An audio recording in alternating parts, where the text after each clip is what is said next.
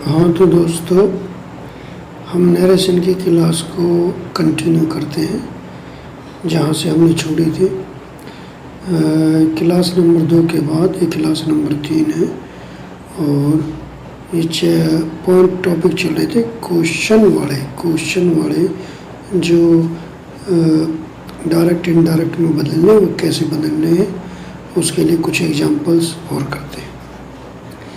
He said to me, did you intend to come with me?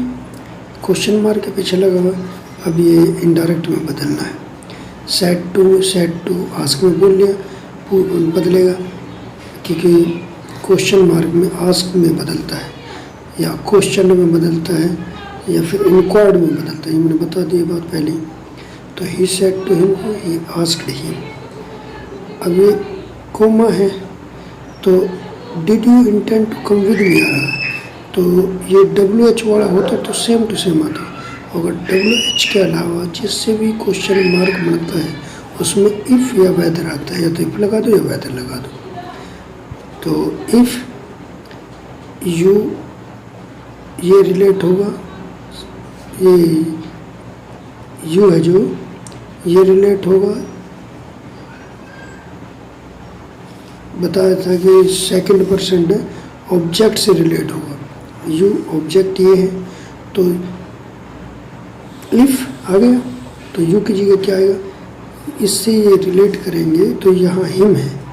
Him का subject क्या होता है, यानी ही आएगा।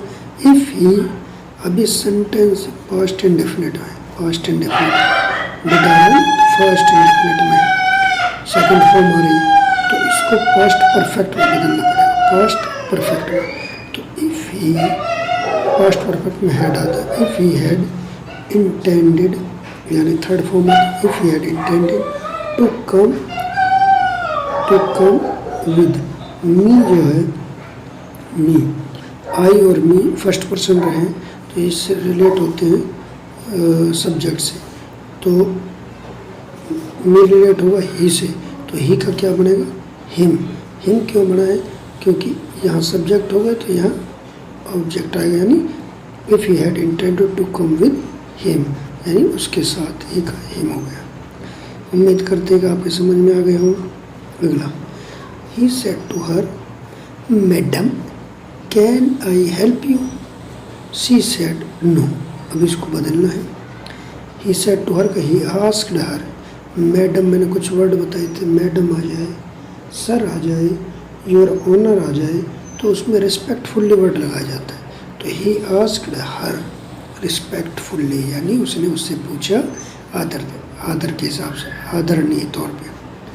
कैन आई हेल्प यू, अब ये क्वेश्चन मार्क है, तो इसे सिंपल सेंटेंस में बदलेगा।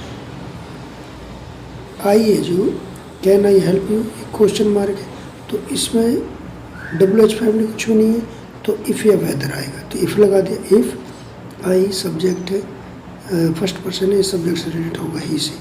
तो इफ़ ही, कैन का क्या हो जाए, could. If he could help you क्या है, सेकंड पर्सन ऑब्जेक्ट से रिलेट होगा।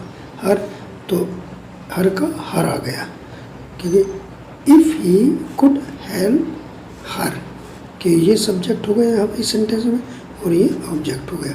If he could help her, she said no का याद कर लो, इसका बनेगा सी सेड नो का, उसने मना कर दिया। सी आंसवर्ड इन द नेगेटिव। उम्मीद है समझ में आई होगी। कोई पॉइंट अगर समझ में नहीं आता है किसी भी भाई की, कुछ भी, आप कमेंट करके पूछ सकते हो। अगला, ही सेड टू मी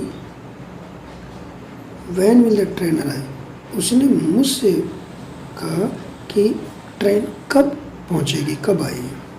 तो ही आस्क्ड मी हम यूज कर रहे थे ज़्यादातर, लेकिन यह सूट करता है, ये आने जाने के लिए एक तरह से ट्रेनों में सेंटेंस सूट करने के लिए भी मैंने बताया, आस्क लगा दे, क्वेश्चन लगा दे, इंक्वायर्ड लगा दे।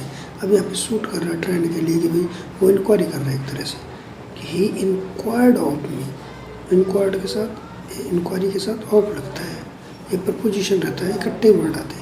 Inquired of me.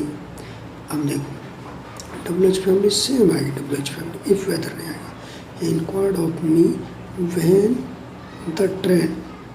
The train will would arrive, when the train would arrive. क्योंकि मैंने पहले बताया क्वेश्चन वाला सेंटेंस फुल स्टॉप वाले में बदलेगा, यानी सब्जेक्ट के बाद में ही वर्ब आएगी। तो ये सिंपल सेंटेंस में बदल दिया, inquired of me when the train will would arrive. उम्मीद आपके समझ में आया होगा। धन्यवाद, आज के लिए इतना ही काफ़ी।